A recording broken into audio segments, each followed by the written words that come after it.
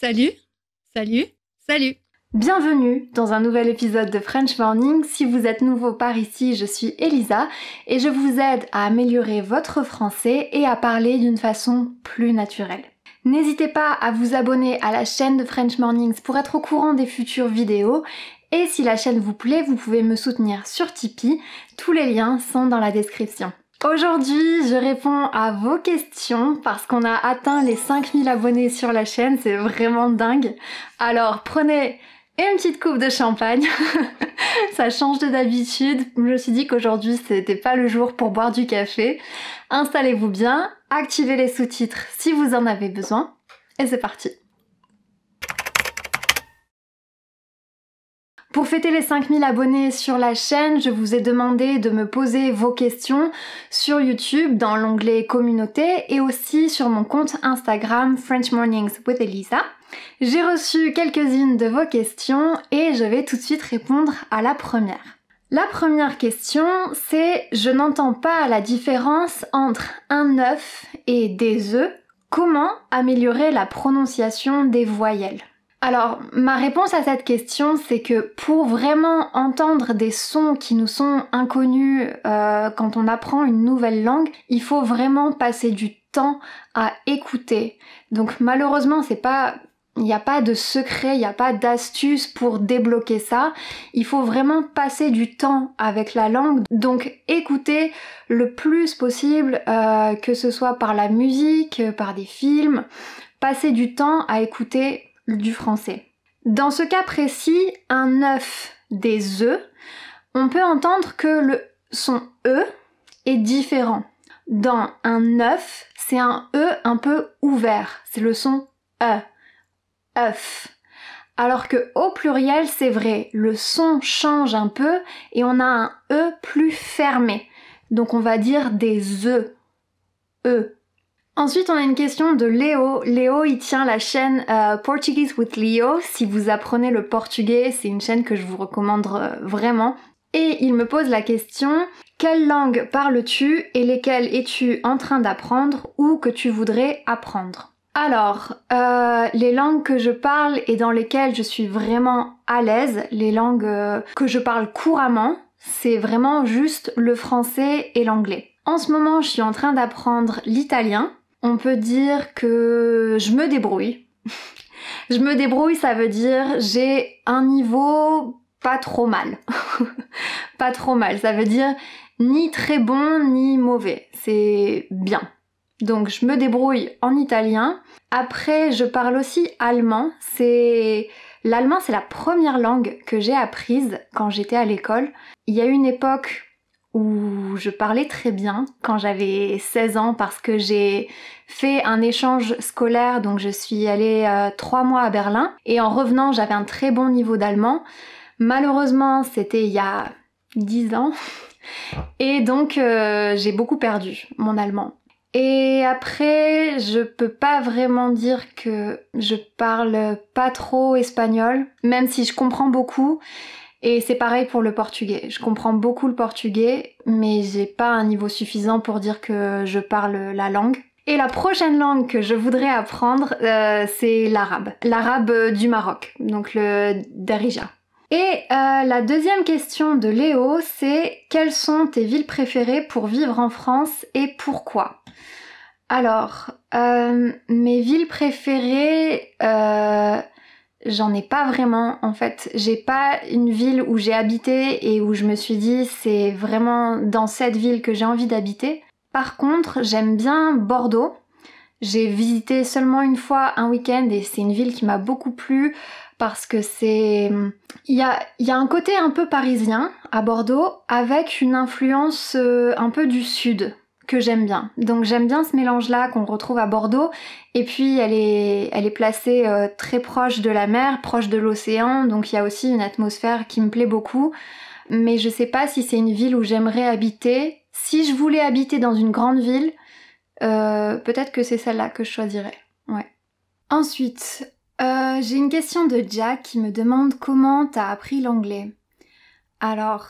la réponse, c'est avec la musique. J'ai appris l'anglais comme tout le monde à l'école, un petit peu, mais je dirais que c'est vraiment pas ça qui a eu une influence, et j'aurais pu ne jamais prendre de cours d'anglais à l'école et le résultat aurait été le même, je parlerais anglais aujourd'hui. C'est vraiment parce que j'aimais beaucoup chanter, j'aimais beaucoup apprendre des paroles de chansons quand j'avais 13 ans, quand j'étais ado, quand j'étais adolescente. Et comme la plupart des chansons que j'écoutais étaient en anglais, j'ai appris les paroles de toutes ces chansons et j'ai développé un intérêt pour la langue et je me suis dit que j'allais regarder des films en anglais avec les sous-titres en anglais. Et voilà, au fur et à mesure des années, c'est comme ça que j'ai appris l'anglais. Ensuite, la prochaine question, c'est quand utiliser tu ou vous? J'ai peur d'offenser quelqu'un si je fais une erreur. Je pense que il faut pas avoir peur de faire l'erreur parce que les gens entendent avec l'accent que on n'est pas français et que le français c'est une langue qu'on est en train d'apprendre. Donc faire des erreurs, c'est normal et c'est compréhensible, et si la personne le prend mal, c'est que c'est quelqu'un qui est un petit peu bizarre. Comment faire la différence entre les situations où on utilise tu et les situations où on utilise vous? On va partir du principe qu'on dit vous à quelqu'un qu'on ne connaît pas et qu'on rencontre pour la première fois. Donc ça va être par exemple n'importe qui à qui on va parler dans la rue, par exemple pour demander une direction, pour demander un renseignement, on va lui dire « Est-ce que vous pouvez m'aider ? Est-ce que vous pouvez m'aider ?» Les personnes dans les magasins, donc les commerçants. Au travail, ça dépend. Ça dépend des atmosphères et des entreprises. Il y a des entreprises où on utilise seulement vous entre les collègues et surtout les supérieurs hiérarchiques. Il y a des entreprises où tout le monde se tutoie. Donc là où c'est un petit peu plus compliqué, c'est peut-être quand on rencontre des amis d'amis. Et donc, à ses amis proches, on se dit tu. Aux amis des amis, en général, peut-être qu'on commence par se vouvoyer et rapidement, on va dire, on peut se dire tu ou alors on peut se tutoyer et hop, on switch et on se tutoie. Mais dans le doute, tu peux poser la question, est-ce que on peut se tutoyer? Est-ce que ça te va si on se tutoie? Voilà.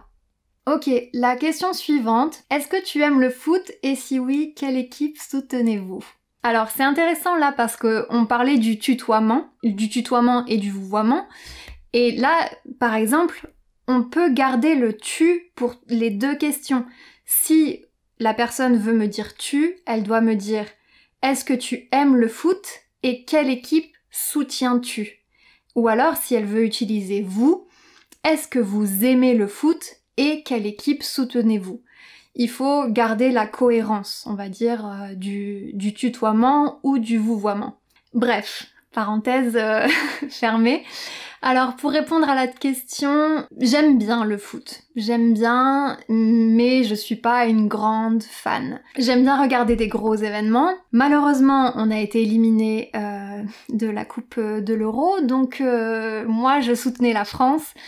Et là, je pense que, je sais pas, je pense que je vais arrêter de regarder. Et oui, voilà, donc je regarde le foot quand il y a des gros événements, par exemple la Coupe d'Europe, la Coupe du Monde. Même si je pense que l'année prochaine, je regarderai pas la Coupe du Monde, je vais la boycotter parce que humainement et écologiquement, c'est vraiment un scandale, donc je vais pas la regarder.